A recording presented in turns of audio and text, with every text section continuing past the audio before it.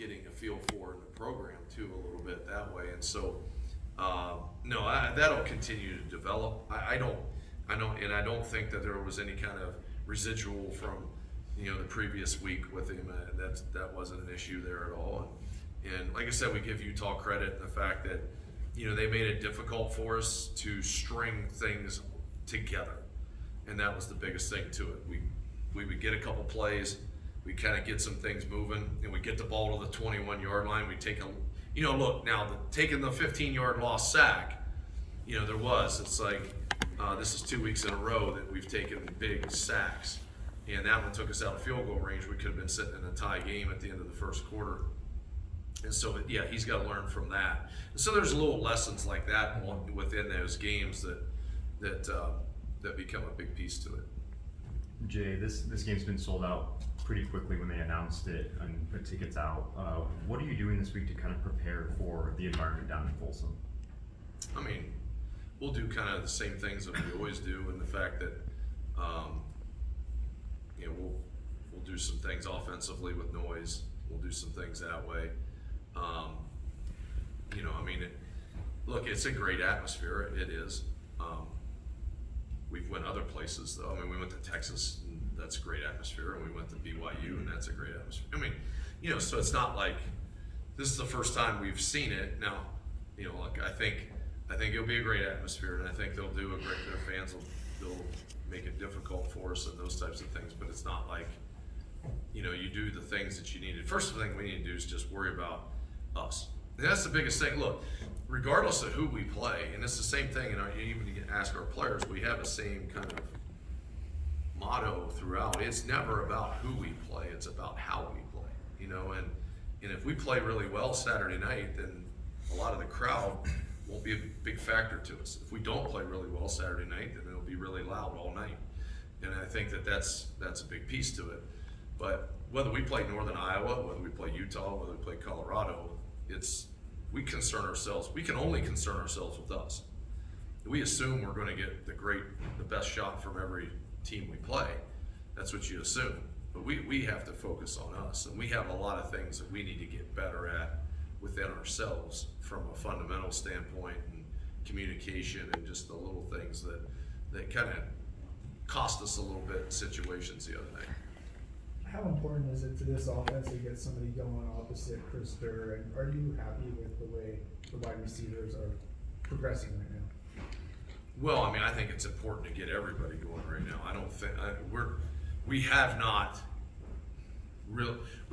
played well offensively yet to the expectation of what we could. Now I could look at that and I'm not going to rationalize anything about it, but there are probably quote unquote reasons to it.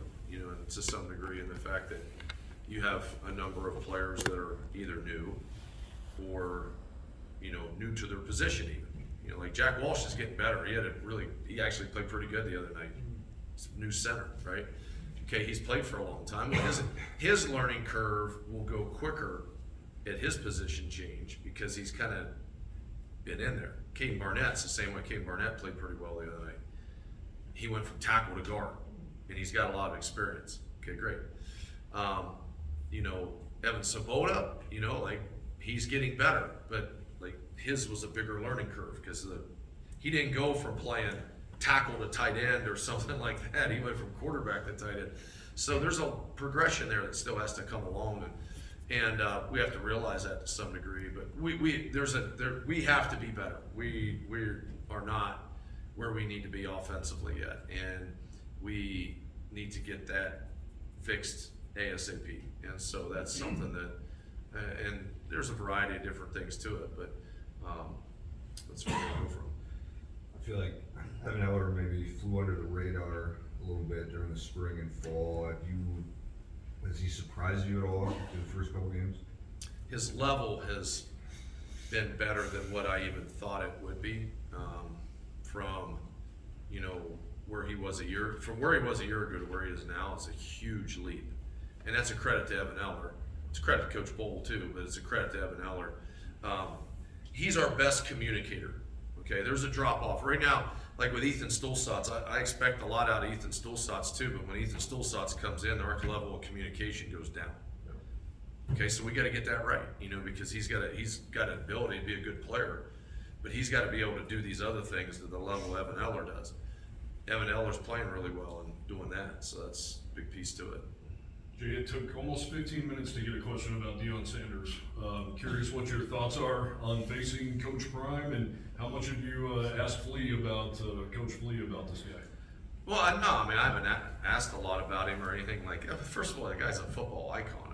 It's and look, I admire Coach Sanders for his personal belief and where he wears his beliefs, out in the open, on his chest, on his sleeves, the whole deal. And look, I love the fact that so much of it's faith-based, so much of it is. It's a really good message that he constantly gives, and so I admire the guy for his kind of the philosophy that he has as a coach, and you also then admire the guy for being one of the greatest players that ever play the game. So, no, this will be exciting, but when we get down to it, like I said, I think a while back when someone had asked me a question, we're very lucky that it's not me playing him. So we're in a good spot. So Third career field goal block for Anish. That's the first one here. What makes him so disruptive? And I think you talked a little bit about just how seriously these guys take special teams. yeah, that we blocked a kick in each game, so that's a positive. I don't know if I can expect that every single week, but that's been a great thing.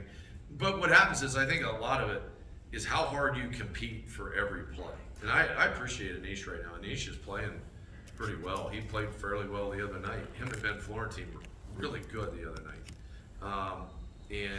But Anish has been, this has been very thankful that he's here, especially when you have two other guys that are out for the season and everything that way. But he had pads down, ran his feet, hands up, got the block.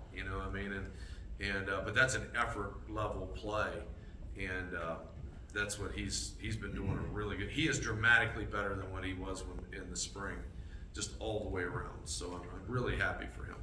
You touched on Kelman and Harris doing some good things at running back.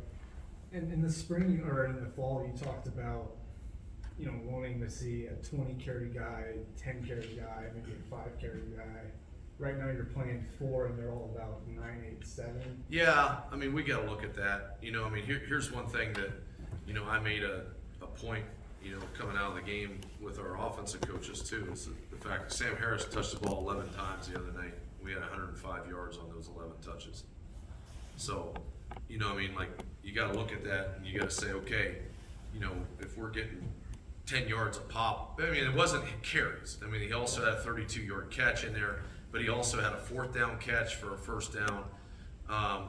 So you got to look, this is what comes out of playing Utah, right? This is what comes out of playing Colorado is, you're going to look at some of these situations and, like Sam Harris belonged playing against Utah the other night. There wasn't any doubt about that, and so we got to keep building and keep going with that. Teron Kelman, he looked natural on the field against Utah the other night. Sam Scott had some runs, but he didn't really have a lot of opportunity and everything. And we think Sam's a good player too. So I think the focus is going to be kind of in that 3-person space right there. But I think what happens is when that's a critical thing. Defensively, there's things in there where you look at certain players and certain things and go, you know what? When it came down to it, and it got down to it in a critical situation against Utah, this guy struggled.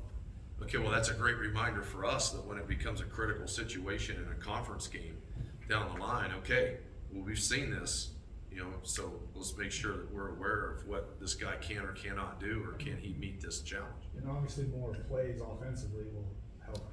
Yeah, that would definitely help. We didn't meet the criteria that we needed to the other night to win. We were -1 in turnovers. We were much worse in conversion downs. So we weren't able to keep things going offensively. We weren't able to get them off the field defensively. We gave them a short field to create a touchdown. And we also took ourselves out of a potential opportunity to score before the half. So when you look at all those things in combination, you know, for us to really, really, really make that a tight game in the fourth quarter to pull an upset or whatever, we didn't do the markers that we needed to throughout the course of the game. Jason, since you arrived, your nickels have been making plays, whether it's Rick Brown or Keon Blankenbaker or Glinton. Is Desmond Hearns kind of fallen into place there? And why have your nickels been able to be so advantageous when it comes to the tournament? Yeah, I mean, I think a lot of it's kind of what we ask them to do. We put them in a lot of different spots, and so I think it's a good position in this program. That and Mike Linebacker are kind of two of our, you know, bigger, you know, like if you want to, we should be able to recruit nickels pretty well. We should be able to recruit Mike Linebackers pretty well. We went in on a visit over the weekend, Mike Linebacker, and it's like, it's a pretty easy sell for you. It's a great atmosphere, and we have year after year an all-conference guy. Like, this isn't hard. So, you know, I think the same thing when we get to the nickel part.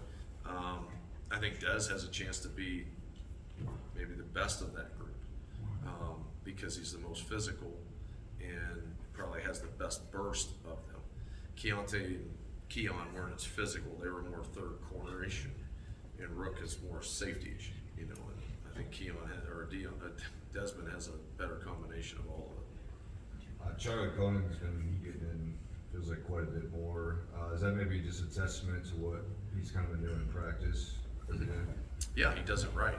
You know, I mean, like that's you know, a big part of it is that doing it right, play after play after play, rewards you with playing time. You know, and that's something that you know, he's done a good job for us, you know, throughout the year, and his effort level on plays that he doesn't get the ball is a huge piece, you know, because if you have 70 plays of an offense in a game, if a guy had 7 catches, it'd be like, man, he had a really good day, he had 7 catches. Well, there's 63 other plays. It was, what do you do when you don't get the ball, right? Charlie's done a great job with that.